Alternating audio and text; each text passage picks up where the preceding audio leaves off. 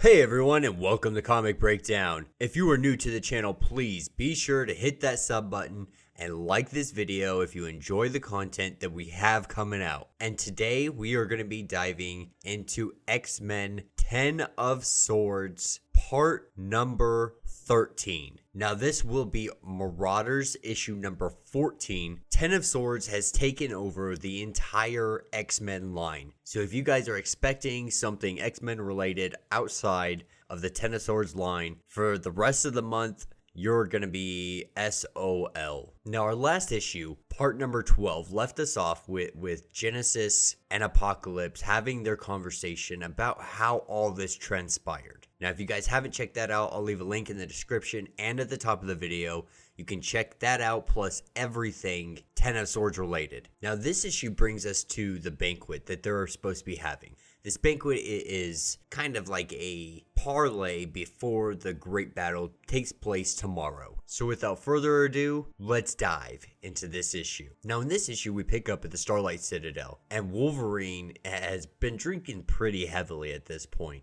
And I bring that up because it's really going to matter by the end of this comic. Now all of our heroes on both sides are all sitting out here. You know, everybody's drinking a little bit, kind of socializing to a point. But really everybody's waiting to be seated, waiting to go into this hall to have this stupid little banquet that Saturnine wants to have. And this is when Death comes up to Storm and kind of makes an introduction, and War interjects. And it's like, you know, why are you wasting your breath even talking to these mutants? Like, I can smell the fear all over them. And Death's just like, no, like, War, you're wrong on this. Like, Storm, this person right here, she doesn't fear us. There's no fear in her whatsoever. And her comment really is, you know, I thought War would be more artful, but really it's Death. Like, you're the artful one. Like, you're gonna be a problem for me, aren't you? As she puts a flower in his ear. So, you know, it's Storm's not being too cocky. She understands what's at stake here. She understands the potential. She also understands, you know, how strong she is. And she's just like, okay, well, I know this is going to be an issue. Like, you're going to be a problem. And so Storm goes over to Wolverine. And she immediately says, like, I know what you're thinking. And he's like, you know, I know you know. Are you going to try to stop me? Like, don't try to stop me. And her response is like, no. Like, I know what you're thinking. And I'm saying, don't miss. And this is when they're all welcomed into the Hall of Fallen Banners. And everybody's given their tarot card that's kind of like assigned seating. This is really, you know, a giant game for Saturnine. And everybody is fed up with it. And so everyone enters the hall, and she makes the introductions of all the representation that is currently presiding. You know, you have Jim Jaspers from the Crooked Market, Lady Roma from the Fae, Vesperida, the Colony Queen of Hothiva. And while this is all going on, Wolverine has been just brooding this whole time, you know, drinking his alcohol and just brooding. And his current thought is this is all Braddock's fault. Brian Braddock. And so he finishes up his drink and he's just like, hey, Braddock, like, you're not pulling your weight around here. And he tells him straight up, like, if I were in your situation, a man who has the favor of a woman who's deciding all of our fate, I might be inclined to take one for the team and give the lady what she clearly wants, and that's you. And, you know, and he tries to act noble, you know, he's like, I'm married, blah, blah, blah. And he's like, that's cute. You know, I was married once too. Tricky business. He's like, but you know who hasn't been married? Cypher. You know who else hasn't been married? Magic. Cable. They've yet to make that very special mistake that the rest of us have made. And tomorrow they're fighting to the death. And he's like, you know, I'm not going to watch the matches. I'm going to be watching you. I'm going to be watching the one guy that could have stopped all of this. You, Brian Braddock. You could have stopped this. You could have prevented all of this by simply just sleeping with Saturnine like she wants. Now, while that conversation is coming to a close, we have Magic and a few of the others going over, you know, what kind of individuals are going to be fighting. You know, is War right-handed, left-handed? Is Iska left-handed or right-handed? What side do they favor the most? That way they can have some kind of strategy when they're going into these fights. And what we learn here is that Iska is actually ambidextrous, so she can use both hands, and they work relatively the same. So her left and right, there's no significant difference in her skills and ability to use either hand. And they test this by dropping their wine glasses, and she catches both of them instantly. And they're just like, oh, okay, like, gotcha.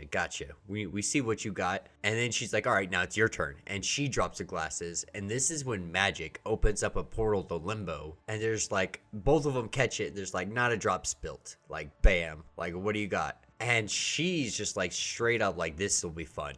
Like, all of them are actually looking forward to this because these are the greatest warriors of each side, and they're all extremely skilled fighters. Now, on the other side of the room, you still have Death, who's just been checking out Storm this entire time. And she's just like, I know what he wants. And she walks up and offers to dance with him. And they have a discussion as they dance in this sea-like dance floor. And it's really kind of poetic here.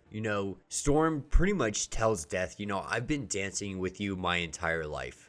First as a girl living on the streets, and later as the leader of the X-Men, a role that, taught her how to sway Death. So she doesn't fear or even desire Death, but she knows Death. She knows Death on a personal level. And this is as close as she's gonna ever allow Death to ever be to her. And like I said, it's really poetic in the way that she says it, in the way that they dance. It's just like, it's a dance with Death, a literal dance with Death. And so they all sit down at the banquet table, and Saturnine looks over at Wolverine, and she's just like, I can tell when a mind is burdened, and there's no reason for you to hold your tongue, so say what you gotta say. And so he stands up, and he, angrily, he's just like, it doesn't have to be like this. You can just take what you want. You don't need to create all this collateral damage. And her response is, you see the world from a singular worldview. I don't expect you to understand the reasons for everything that's happened. Her response is simply, death is the great change, and everything dies. And Logan's just like, he's done. He's like, yep, those are the famous last words. And he takes his claws and jabs them through her chest. And that will be where this issue ends. Let me know what you guys think down in the comments.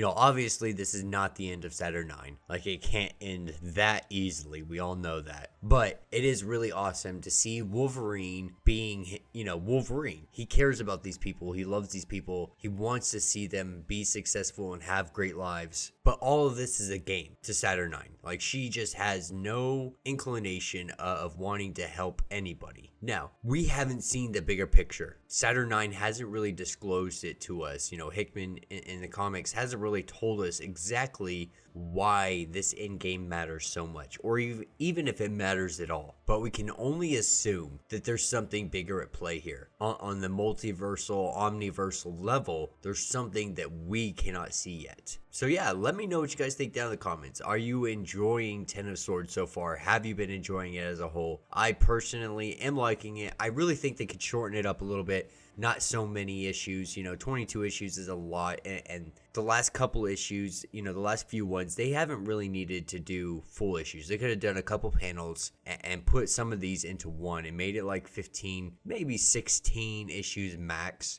but that's how I personally feel about it. Anyways, if you guys have not yet, please be sure to like it, subscribe to this channel, and until the next video,